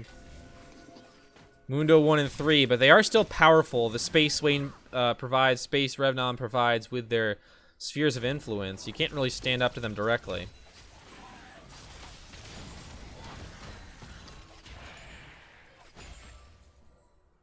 I believe right now the game is in Inferno's favor. Sorry. I feel like Kai'Sa is gonna fall off right now. Like I don't see how she's gonna survive or do any damage in these team fights. Actually, you're gonna get Swain with ult, with a Mundo ult plus Sivir ult, running at your face. It's gonna be really hard to position and actually like get autos off. But auto's gonna do like 20 damage to Revnon when he has ulti pop. There you go. Age Wizard finds Astral Horizon. He has to flash away. Hops to a teammate, but now the team fight will break out. Good ult by Astral Horizon. Fujikawa comes in, but Kennen with a big 5-man stun here. It looks like Seismic Shove will miss here, but young Adrian is firing away. He's got a lot of autos left in him. He's got a lot of health, but Alive chasing down Babs here. Seismic shove. We'll find Alive. And now hop in. Aberrance finds it for the double kill. Revnon, though, he's still decently healthy. The ult has timed out, though. Young Adrian survives alongside Revnon, but it's a 2 for 3 overall. Looks like. That cannon ult was just so huge in that team fight. I think Had that that cannon ult been any worse, that team fight would have gone completely opposite. yeah, Astral Horizon hit Well a big played. ultimate as well. It just seemed like everything went right in that fight, and they only won by a little They bit. only won by two kills. Adrian still has flash and heal up. Sadly, they didn't get Kai'Sa flash, but they did get Braum flash, and Talia still has no flash plus cannon. See if they can capitalize on those summoners being down. Red buff will be taken by Young Adrian here. Just now hits level 17. Both AD carriers are actually nowhere near level 18 right now. At least Aberrance is 15, Young Adrian's 17. So the XP actually hasn't been Yeah, collected at a steady rate, really, for either side. dude, I don't know if Abrams forgot what CSing is, but like, I don't. Well, like, I have to know how much CS did he get in these past It's 30 17 minutes or 10 minutes? Like, Well, in the last 5, he's gotten 19 because he's at 220 about 5 minutes ago. That's a rough estimate, but yeah, he's not CS at a reasonable pace, I I don't think. know. Like, it's fine if you're going for plays and not CSing. At least you're getting something while you're giving up CS, but it just feels really bad. And no one is level 18 yet. So, well, except for Babs now. Babs just hit it recently. Okay, yeah, Babs just hit it.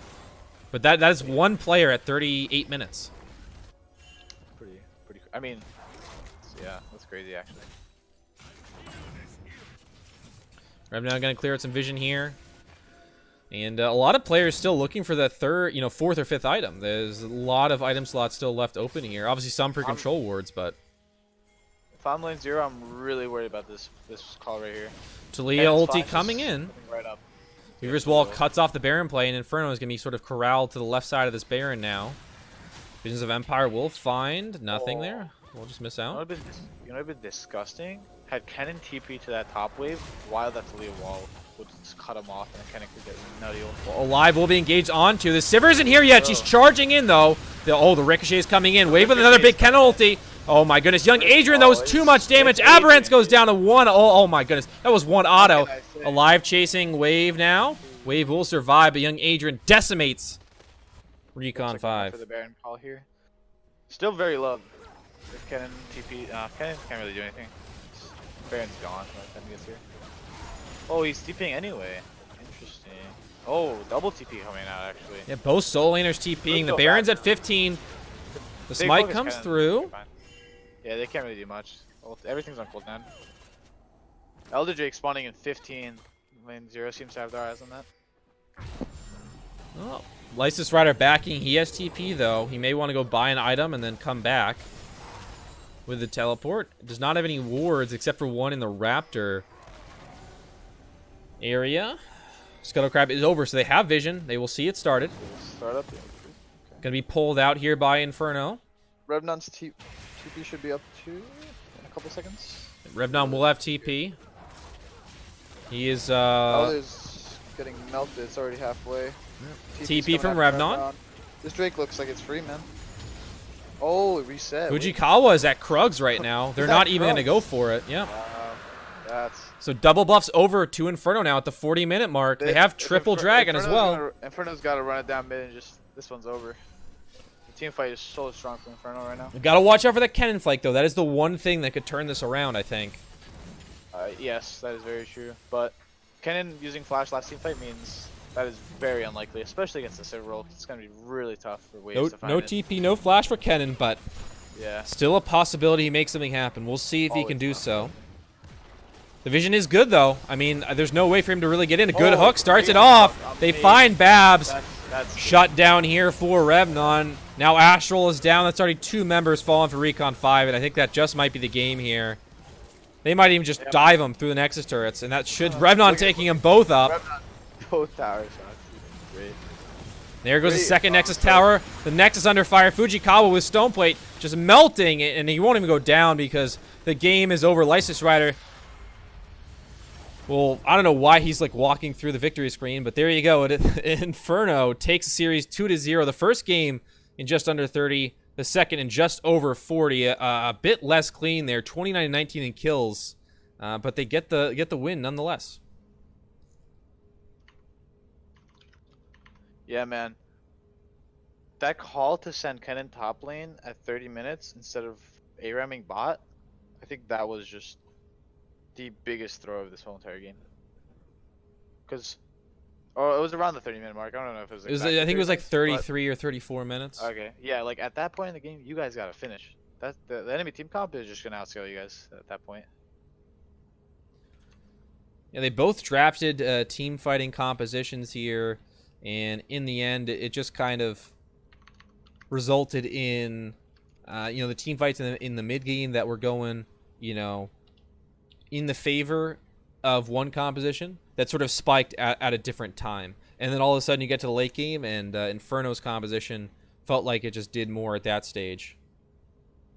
And despite the Kai'Sa getting super far ahead, she couldn't really keep up in XP and CS, and the item spikes didn't come in super fast. And at that point, as Inferno just kind of got to a spot where it was really hard to win, despite a 5-man Kennen ulti. They only won the fight by a little bit and didn't get anything off that. Just felt Yeah. it felt like a good effort from Recon 5, and that game really felt a lot better than game 1. Felt really good from them. I don't think they're going to get run over.